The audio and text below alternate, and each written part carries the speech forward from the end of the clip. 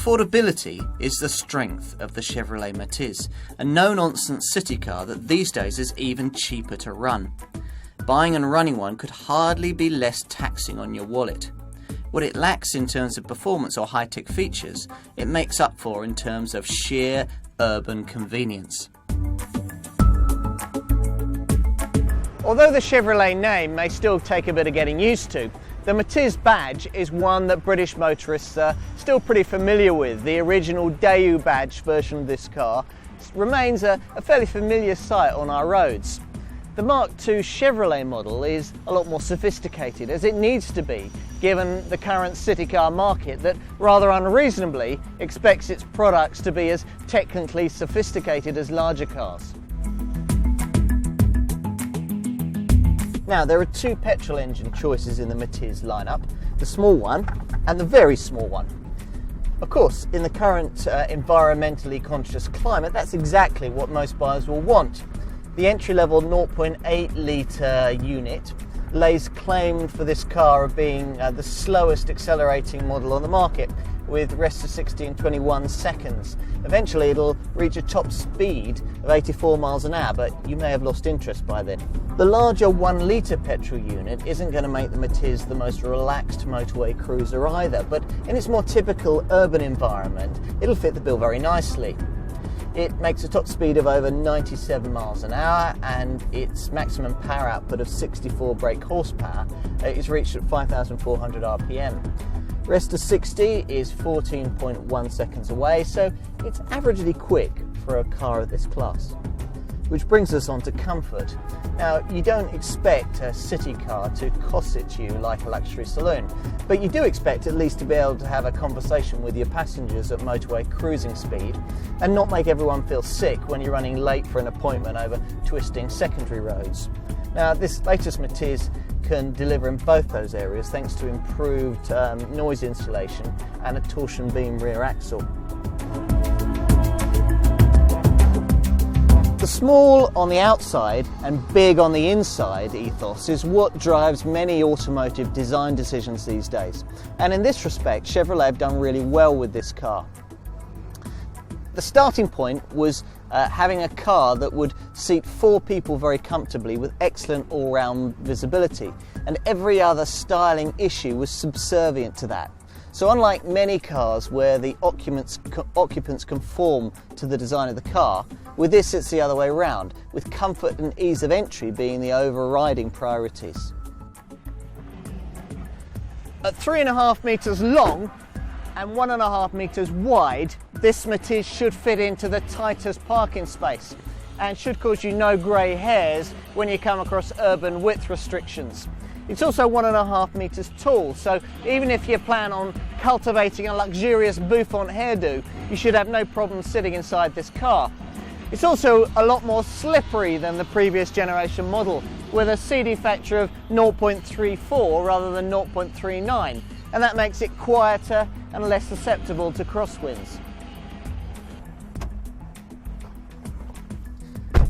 The fascia is adventurously styled, with the instruments sitting atop the central plane of the dashboard and key indicators residing within the driver's direct line of sight. Metallic bright work on many surfaces is a key feature, and the quality of the plastics is far better than the cheap old grey and black plastics that you found in the original Matiz. It shows Chevrolet's confidence in their product development. Prices start at around £6,000 and top out at not much more than £8,000, which is comparable to obvious city car rivals like Vauxhall's Agila, Suzuki's Splash and Kia's Picanto, as well as the Toyota Aygo, Peugeot 107 and Citroën C1 triumvirate. As you'd expect in this class, there's no diesel power option. All models get power steering, a CD stereo, electric front windows, twin front airbags and 60/40 split rear seats. If you want more, you'll need to climb the trim hierarchy, for which you'll need to specify the larger 1 litre engine. Whichever Matiz model you go for, low servicing prices and cheap insurance premiums plus good fuel economy make a recipe for very attractive running costs.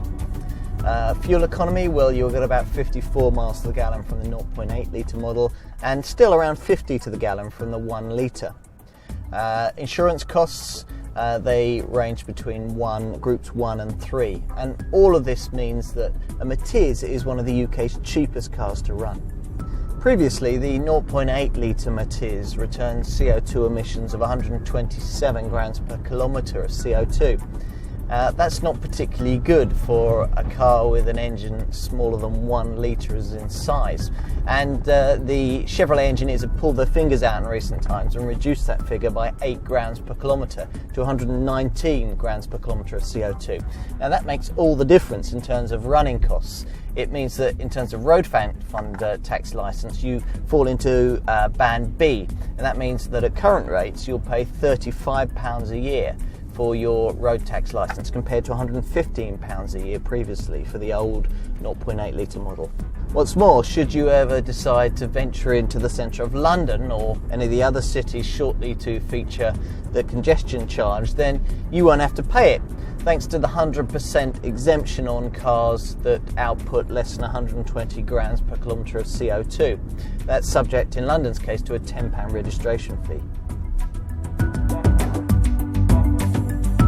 Although the nature of the Matiz's target market has subtly changed, there's little to suggest that Chevrolet can't keep a winning formula going. Balancing the cutesy appeal of the original car with more sophisticated customer demand can't have been easy, but this Chevrolet looks to have walked that particular tightrope with some elan.